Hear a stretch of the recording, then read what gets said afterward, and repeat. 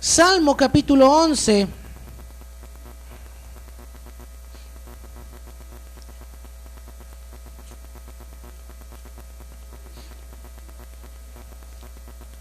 Ahí está. Amén. Y vamos a leer, mi hermano, pues todo el salmo. Póngase de pie. Todo el salmo es un salmo corto, pero es un salmo muy bonito de David.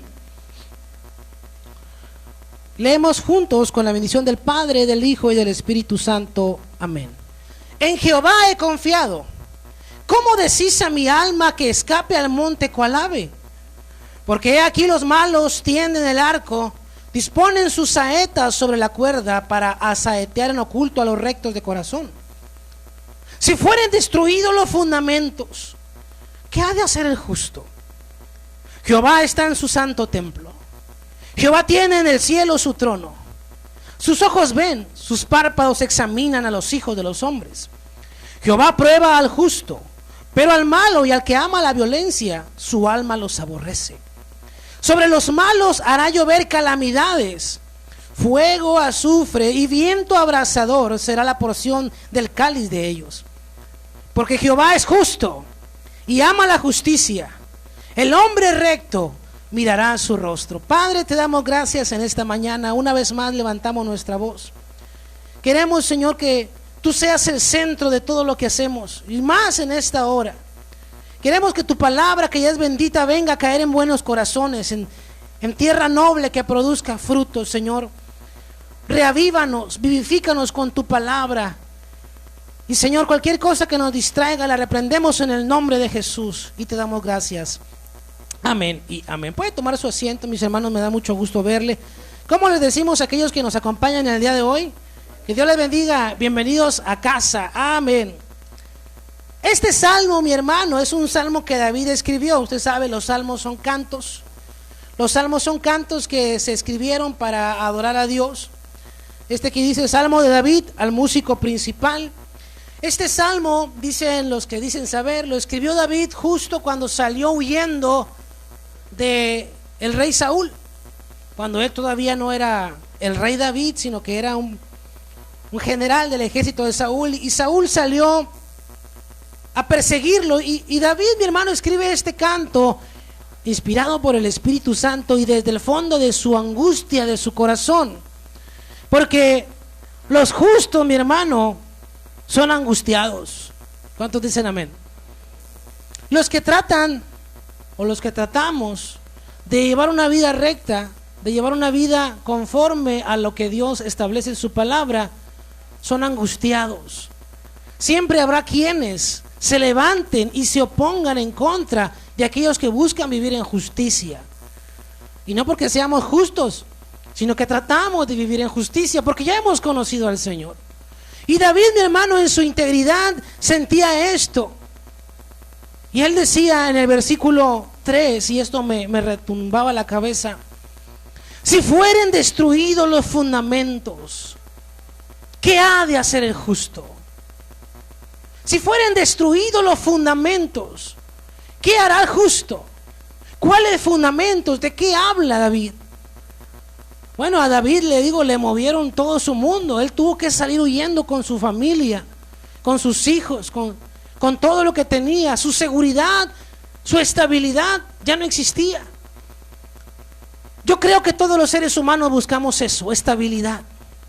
Buscamos casarnos con un cónyuge que nos sea fiel y que nos ame para tener estabilidad. Buscamos tener un empleo que nos provea por lo menos lo necesario para salir cada semana o cada mes, tener estabilidad económica. Buscamos tener algo de salud para tener una estabilidad en la salud también. El ser humano busca estabilidad. Pero David nos pregunta: cuando los fundamentos son destruidos, ¿qué ha de hacer el justo? Cuando usted y yo éramos niños, yo hablo de los adultos, saber que el aborto estaba mal era lo más normal. ¿Cómo vas a matar a un bebé antes de que nazca? Saber que el matrimonio era entre un hombre y una mujer era lo más natural, pues ni modo que entre un hombre y un perico, ¿verdad? Se hacían chistes y todo eso, era lógico. Y así podemos enumerar y enumerar. A mí desde la primaria me dieron clases de Dare, y yo creo que a usted también. Y nos decían que el uso y el abuso de todo tipo de drogas estaba mal, que no debíamos de hacerlo. Y eso es lo que aprendimos y que sabíamos que estaba bien. Pero ahora, no tantos años después, esos fundamentos han sido destruidos en nuestra sociedad. Y cada una de las cosas de las cuales le he acabado de hablar, todas son legales ahora. Todas. Y lo dijo el más alto tribunal. Y lo dicen los diputados por los cuales usted y yo votamos. Ellos dijeron, sí, está bien. Si la gente se quiere casar, que se case con quien quiera. Si quieren fumar marihuana, que la fumen. Si quieren abortar a sus bebés, no les llamen bebés, llámenles embriones, otra cosa. Y que los maten, no pasa nada. No digan que los maten, interrupción del embarazo. Todo eso, mi hermano, ya está ahí, ya no es algo que va a pasar. Ahora yo le pregunto lo que David dijo. Si fueran destruidos los fundamentos, ¿qué ha de hacer el justo? ¿Qué podemos hacer? La palabra de Dios, mi hermano, es la respuesta. Y estas semanas hemos estado hablando de ella, de los atributos de la palabra de Dios, de la importancia de cómo está compuesta la palabra de Dios.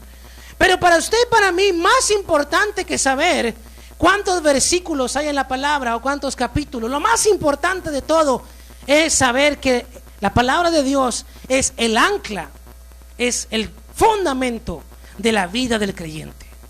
No hay algo más importante que la palabra de Dios. ¿Por qué?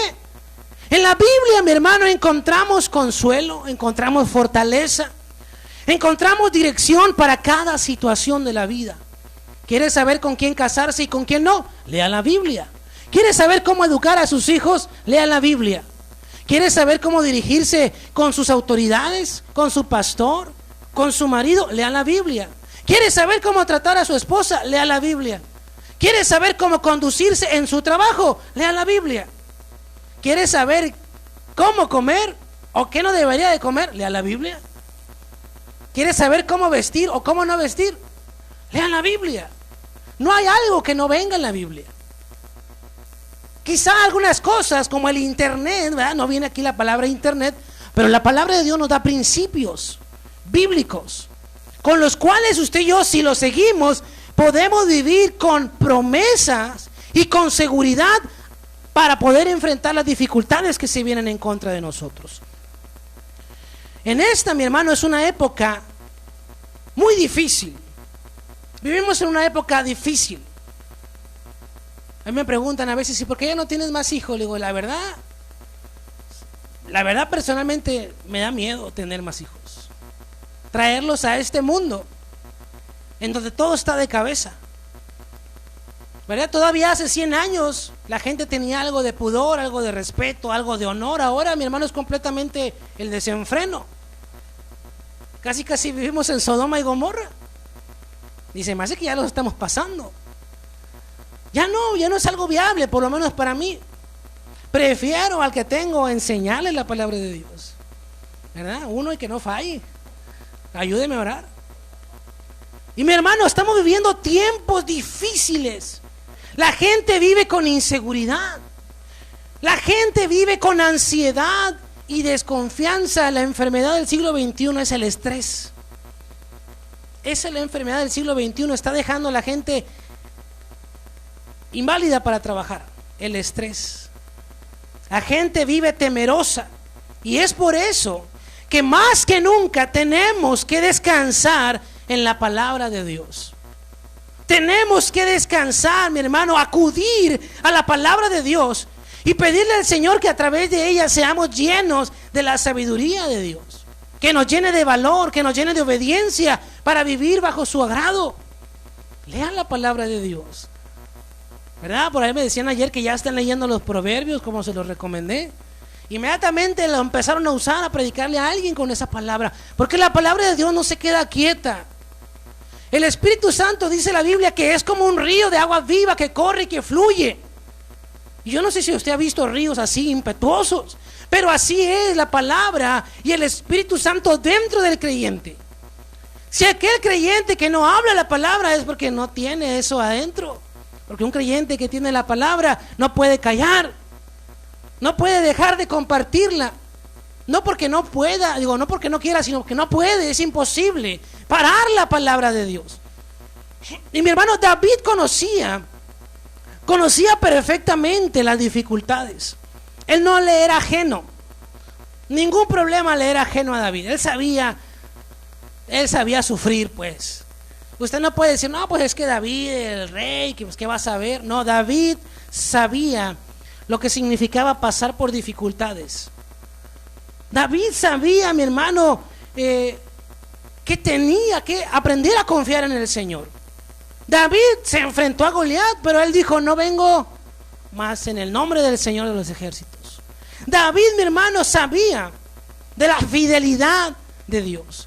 Y en este momento donde David había sido perseguido por Saúl, y créame que no lo estaba siguiendo nomás para saludarlo, lo buscaba para matarlo, ¿verdad? Dice la Biblia que le lanzó unas jabalinas, y David, que era muy ágil, pues las pudo esquivar.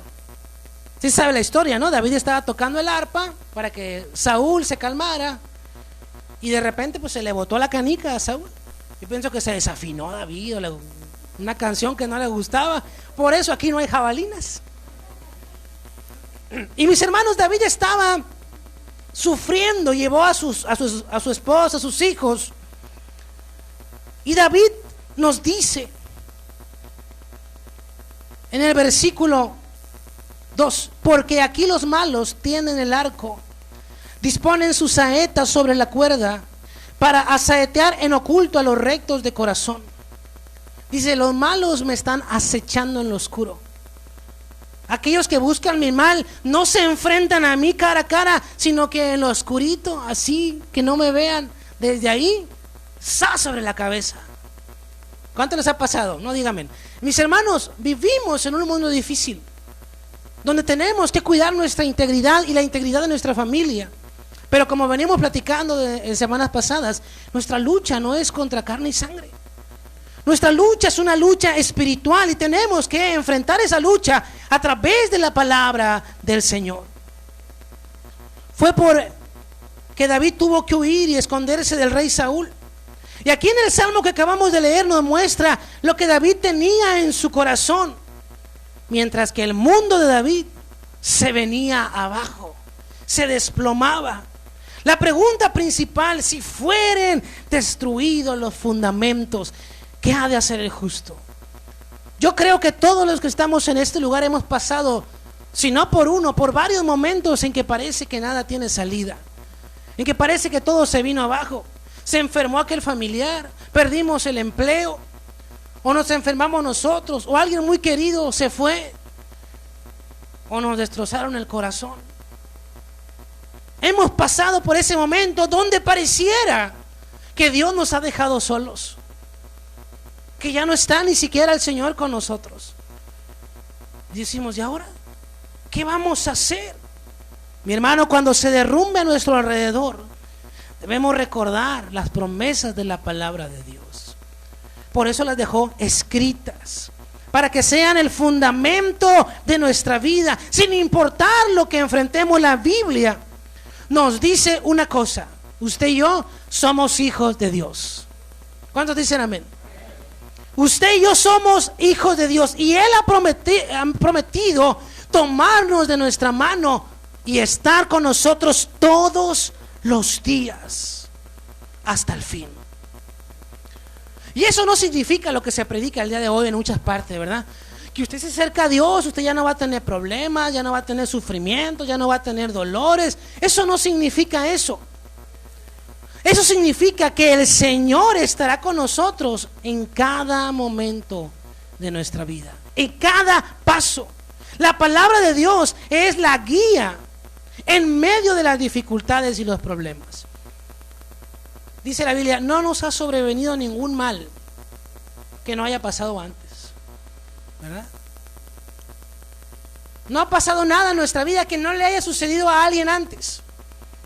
Yo creo que aquí no ha venido ningún ángel a golpearlo a usted, ¿verdad? Que diga, no, es que a mí me golpeó un ángel y eso nunca había pasado. No, todo lo que le está pasando a usted ya le pasó a alguien en algún momento. Cristiano y no cristiano, creyente o no creyente. ¿Cuál es la diferencia? Refugiarnos en la palabra de Dios. escondernos en la palabra, en las promesas que Dios nos ha dado. Y David compara, mi hermano, el cimiento de la vida como si fuera un edificio. Yo estaba viendo unos videos el otro día de cómo derrumban edificios para construir nuevos, y le llaman implosiones, ¿verdad? Ponen dinamita en ciertas partes de los cimientos del edificio para que cuando al explotar esas dinamitas el edificio se venga abajo de manera controlada. Y yo decía, wow, o sea, esa estructura tan grande siempre descansa en el cimiento. O sea, no hay que derribarla toda, simplemente hay que destruir los fundamentos. El enemigo sabe eso, mi hermano. Es un experto, más sabe por viejo que por diablo. Él ya sabe cómo destruir al ser humano, pero batalla mucho con los cristianos, con aquellos que han tomado la palabra de Dios como el fundamento de su vida. Aquellos que están edificando su casa sobre la roca que es Cristo, le cuestan mucho trabajo, porque esa roca es indestructible. Los fundamentos del mundo pueden ser destruidos, pero la palabra de Dios permanece para siempre. Para que una casa se mantenga en pie debe haber sido construida de manera firme. Cuando construyeron este salón me dijeron, aquí puede ser segundo piso, pusimos unas buenas zapatas, todo lo que es abajo de las bardas, así que puede ser doble. Y yo digo, bueno, alguna vez lo vamos a probar, a ver si es cierto. Yo le pregunto, si quisiéramos construir un segundo piso en su vida, ¿podríamos hacerlo? Si me preguntaran, ¿pudiéramos construir un edificio en tu vida? ¿Podríamos hacerlo? ¿Qué tan fuertes son tus fundamentos? ¿Verdad? Si llega un testigo de Zorobabel a su casa, le mueve el tapete, ¿verdad? De Jebús, le mueve el tapete porque le saca la Biblia, le pone unos textos y le pone una peinada. Lo bailan, pues. O no, usted sabe que está equivocado. Usted puede decirle, no, es que ese texto lo sacaste de contexto y sirve de pretexto. ¿Cómo tenemos, mi hermano, nuestros fundamentos? ¿Qué tanto conocemos de la palabra de Dios? Porque hay gente que solamente sabe extractos de la palabra de Dios. Y las sectas les encanta tomar extractos de la palabra de Dios para que diga lo que tenga que decir, lo que ellos quieren que diga, ¿verdad? Por ahí andan muchos amorosos, que Dios es amor y que Dios es amor, y de ahí no lo sacas. Sí, Dios es amor, dice su palabra, y también dice que es fuego consumidor. También dice que es justo. No podemos tomar algo de la Biblia y decir, esto es lo único que me gusta de Dios y los demás están mal todos. No, tenemos que tomar toda la palabra de Dios y vivir conforme a toda la palabra de Dios. Tomar todas las promesas que me corresponden de la palabra de Dios, pero tomar también las obligaciones y las responsabilidades, los compromisos que la palabra de Dios me da. Yo puedo decir, bueno, yo soy esposo y soy padre y qué a gusto, pero ¿cuáles son mis obligaciones por ser esposo y padre? Yo puedo ser, no, yo soy hijo, pues que suave, pero ¿cuáles son mis obligaciones por ser hijo? Yo soy cristiano, yo quiero todas las promesas, sí, ¿cuáles son mis compromisos por ser hijo de Dios? ¿Verdad? Compromiso. ¿O qué le parecería a usted? ¿Verdad? Que un día llegara a su casa y su esposa le dijera, ¿sabes qué? Pues voy a ir allá a vivir con otro señor, con otro muchacho que me gustó. Pero aquí voy a seguir limpiando y aquí voy a seguir haciéndote de comer. Nomás que pues de vez en cuando voy a ir para allá porque me gusta estar con él. ¿Usted diría qué? ¿O no? ¿O soy el único que pensaría mal? Claro que no, porque se supone que usted se casó con ella porque tienen un compromiso. Exclusividad. Es más, la Biblia dice, no puedes servir a dos señores, porque amarás a uno y aborrecerás al otro. No puede estar nuestro corazón dividido entre el Señor y el mundo. A veces ni siquiera podemos tener dos trabajos, porque nos cansamos en uno y al otro ya nomás llegamos a tirar barra. Claro, y eso va a ser evidente. Entonces no podemos partirnos, mi hermano. Tenemos que comprometernos. Y si se va a comprometer con el Señor, tiene que hacerlo bien. Porque así como va a tomar la palabra para que sea su fundamento, en el fundamento del cristiano también está el compromiso. Entre más usted se comprometa con el Señor, su fundamento va a ser más fuerte. Porque no va a haber nada que lo mueva de allí. Aleluya. Quienes no tienen un cimiento firme no permanecen. Un cimiento sólido consiste en tener ley, orden, justicia, verdad, moralidad, decencia, integridad, imparcialidad, confianza. Pero todo esto que le acabo de decir es subjetivo. ¿Qué quiere decir esto? Bueno, para mí algo puede ser justo y para usted quizá no lo sea. Y entonces, ¿en qué nos vamos a basar? En la palabra de Dios. Allí no importa mi opinión ni la suya. Aquí está la opinión de Dios y esa es la que cuenta. Aquí, mi hermano, es donde tenemos que poner nuestra vista. ¿De qué manera debemos reaccionar entonces si los cimientos, si los fundamentos son destruidos? Ponga su mirada en Dios.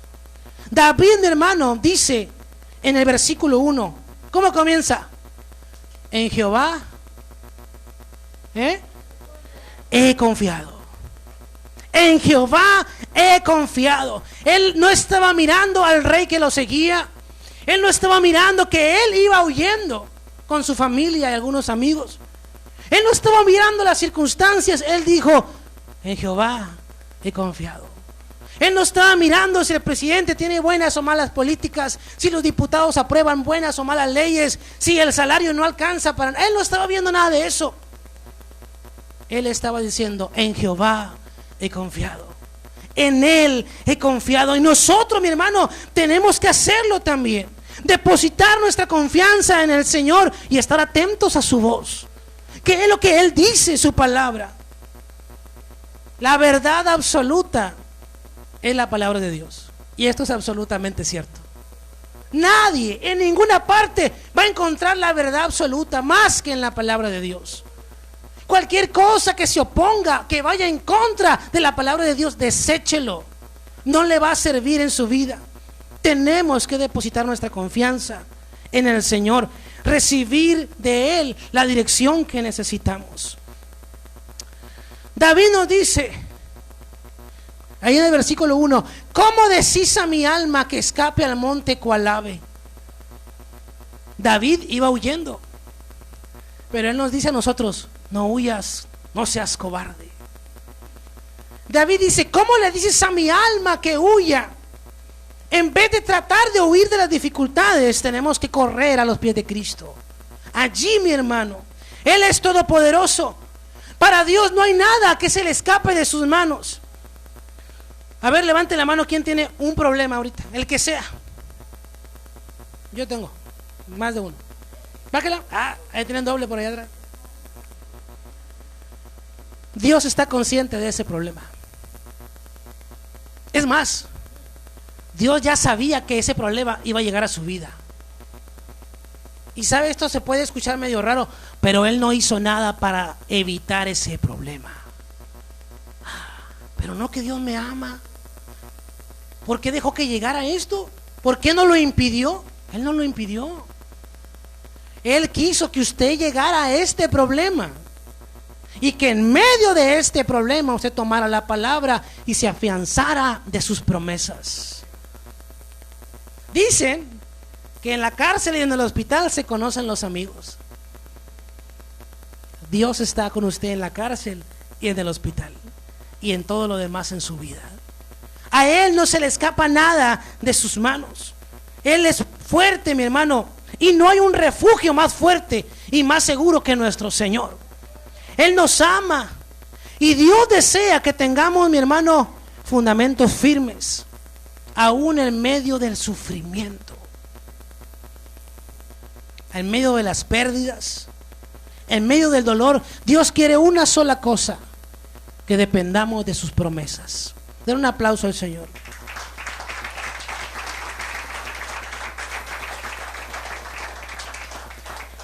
Mis hermanos, puede que el fundamento de nuestro mundo físico alrededor de nosotros, nuestra cultura, se esté derrumbando.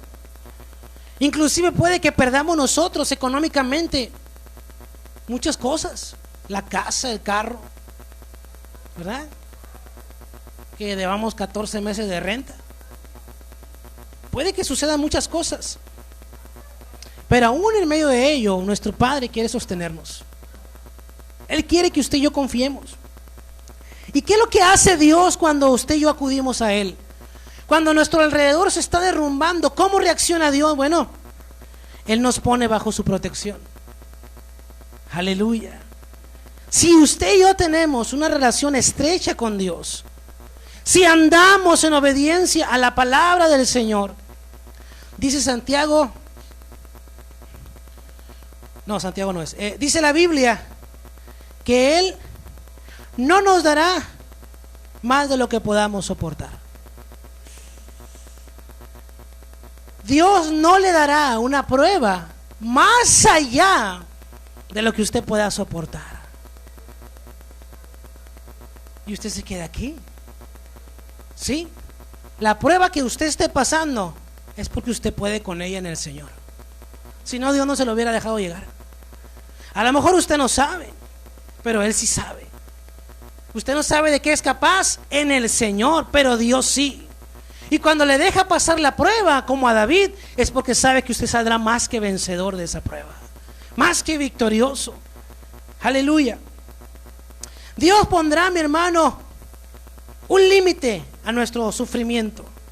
No significa que lo quitará o que no nos dejará pasar por ahí, sino que mientras que pasemos por el medio del valle de sombra y de muerte, no temeré mal alguno, porque el Señor estará conmigo. Incluso, mi hermano, ¿qué es lo peor que le pueda pasar a un ser humano? Morir. Morir. Eso es lo peor que le pueda pasar a un ser humano, morir. Sin embargo, 2 Corintios 5:8 dice que inmediatamente después estaremos viviendo con el Señor. O sea, no importa si pierdes la... Es más, dijo el apóstol Pablo, para mí el vivir es Cristo, pero el morir es ganancia. Dijo el apóstol, ya quisiera yo estar allá con el Señor, pero pues aquí tengo que estar con ustedes. Así lo dijo, así lo escribió, ¿eh? Pero bueno, él ya era un hombre mayor que ya había hecho su trabajo. Nosotros tenemos todavía muchas cosas que hacer aquí. Entonces, mi hermano, Dios nos pone bajo su protección. Dios siempre está disponible. Versículo 4: Jehová está en su santo templo, Jehová tiene en el cielo su trono. Sus ojos ven, sus párpados examinan a los hijos de los hombres. Nada está fuera del control del Señor. Dios está dispuesto a escucharnos si venimos a Él en oración. Cualquiera que sea nuestra necesidad, Él nos ha dado una promesa en su palabra para cada necesidad. Dios, mi hermano, observa, dice, sus ojos ven, sus párpados examinan a los hijos de los hombres. Dios tiene una perspectiva que usted y yo no tenemos. Usted y yo podemos decir, Señor, ¿pero por qué? Porque usted y yo miramos aquí, mire, nada más lo que tenemos frente a nuestros ojos. Señor, ¿pero por qué me dejó mi novio amado? Es que yo tengo algo mejor para ti.